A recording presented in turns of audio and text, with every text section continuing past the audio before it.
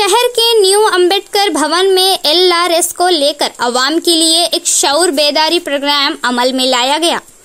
इस प्रोग्राम में मेहमान खुसूसी की हैसियत से मेयर नीतू किरण, बल्दिया commissioner Jiteshwar Patil, deputy mayor Mohammed Idrees Khan के अलावा शहर के तमाम इलाकों के corporators, incharge corporators, corporation members के अलावा घरों के मालकीन मौजूद थे।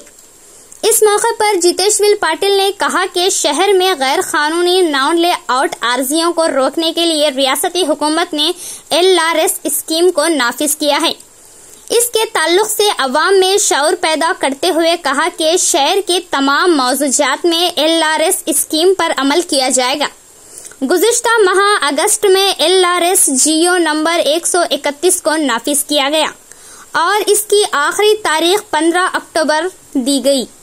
इन्होंने इस मौके पर अवाम से कहा कि LRS से अवाम को घबराने की जरूरत नहीं है।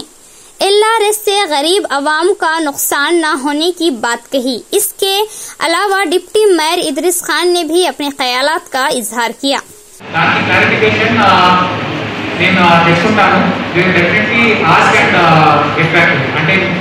जो भी आप जो पॉइंट उठाए आज उसके बारे में हम पूछ के कैसे कर सकते उसमें आगे बढ़ने के लिए पता करके आपको इतला कर देंगे।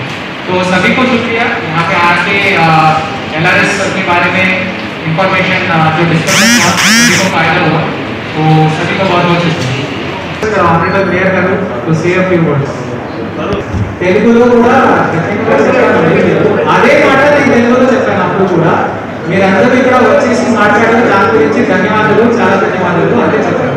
సో ఇంకా మీకు ఏదైనా డౌట్ ఉంటే మీరు టాప్ లైన్ స్టాఫ్ కి అడగొచ్చు।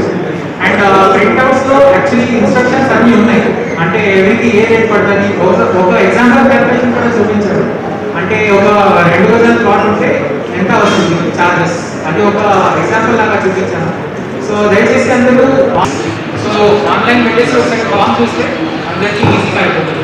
ఇంకా ఏదైనా డౌట్ ఉంటే స్టాఫ్ రెడీగా ఉన్నారు మీకు సపోర్ట్ చేయడానికి। मेयर मैडम और कमिश्नर साहब का और पूरे कारपोरेटर्स का बहुत बहुत शुक्रिया। तो इस मीटिंग में LRS की मीटिंग में आए, अपनी जो रोड्स है वो क्लियर करें। गवर्नमेंट से भी मेरी गुजारिश है कि पब्लिक जो परेशान है, फिलहाल लॉकडाउन से जो पब्लिक परेशान है और ये नया स्कीम लेके पब्लिक इसमें बहुत सफ़र होगी। गवर्नमेंट से भी और पब्लिक से गवर्नमेंट है, गवर्नमेंट से पब्लिक है। तो आप एक दूसरे की मदद करें तो ज़िंदगी गुजरती। तो जो LRS स्कीम है वो फ़ायदेमंद है, और सबसे मेन मसला क्या है कि हमारे एरिया में तो ज़्यादा से ज़्यादा इंडस्ट्री एरिया है, और जो लोग रजिस्ट्री नहीं करा लिए, जो टैक्स बन रहे उनको भी प्रॉब्लम है। ज़रा सोच समझ के इसमें जितना हो सके पब्लिक के लिए सहूलत निकालने की कोशिश करें। अस्सलाम वालेकुम रहमतुल्लाहि व बरकातहू। गाइडलाइन में 75 गज को कोई इसकी परमिशन की जरूरत नहीं है बोल के सब बात आई। पहले 100 गज पे था, 75 गज की बात है। ठीक है, तो अभी बात सवाल कोई करे है हमारे साथी कारपोरेटर 60 गज को भी LRS करना उनकी बात कर रहे हैं। LRS वो बिल्डिंग परमिशन वो अलग चीज है। जैसे 75 गज जो है वो बिल्डिंग परमिशन है। हाँ, ఇది దయచేసి कंफ्यूज అవ్వకండి। LRS is for layout. Suppose अभी आपने लेआउट में उसकी बिल्डिंग बना ली तो आपको LRS करना 75 गज पे नहीं लगा। 75 गज पे बिल्डिंग बनाने टाइम बोलो कुछ नहीं लगेगा उसको, जो भी 1 रुपये जितना 1 रुपये रजिस्ट्रेशन चार्ज से रहेगा। मतलब सपोज आपका 75 गज का प्लॉट है, आपको LRS करना ही पड़ेगा। LRS करने के बाद बिल्डिंग परमिशन लगाए तो 1 रुपये में हो सकता है।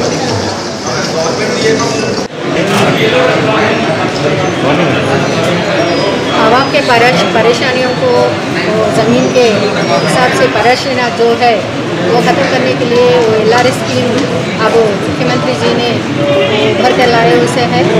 उसी के वजह से आज यहाँ LRS मीटिंग लगाए सो है, जो यहाँ कारपोरेटर्स और कमिश्नर साहब में DPO सेक्शन पूरे आए हैं।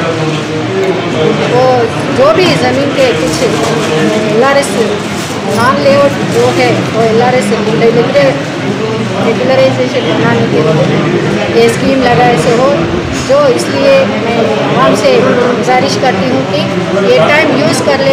अक्टूबर 15 तक टाइम है, ये टाइम यूज़ करके वो LRS बनाने की कोशिश करें तो आगे जाके उनकी परेशानियाँ दूर हो सकती है।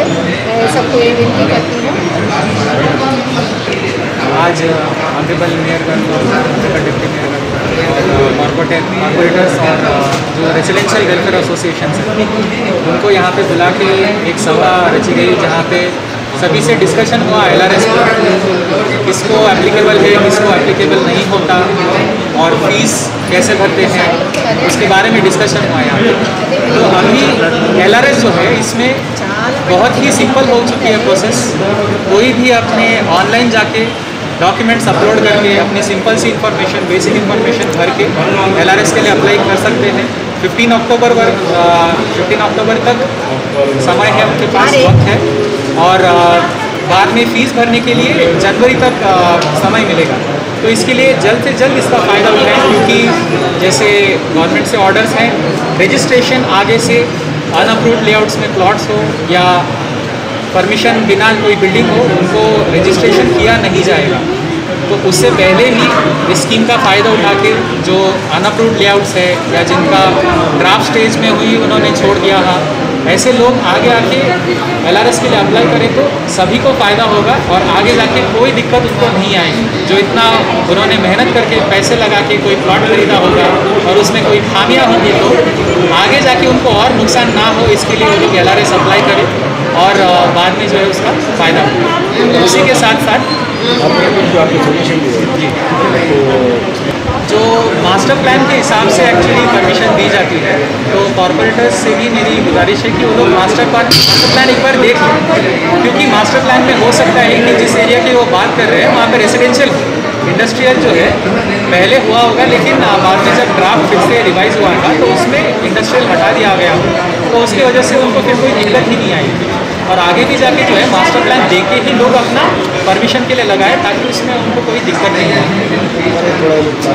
जो है हर शनिवार को LRS मेला लगाया जा रहा था, उसी के हिसाब से अभी शनिवार ही नहीं हफ्ते में और एक बार हम लोग लगाने की कोशिश करेंगे। LRS मेला में जो भी उनको डाउट है लोग आके यहाँ पे क्लैरिफाई कर ले सकते हैं और फिर अपने जाके अपलोड करा के अपना एप्लीकेशन भर सकते हैं। शुक्रिया।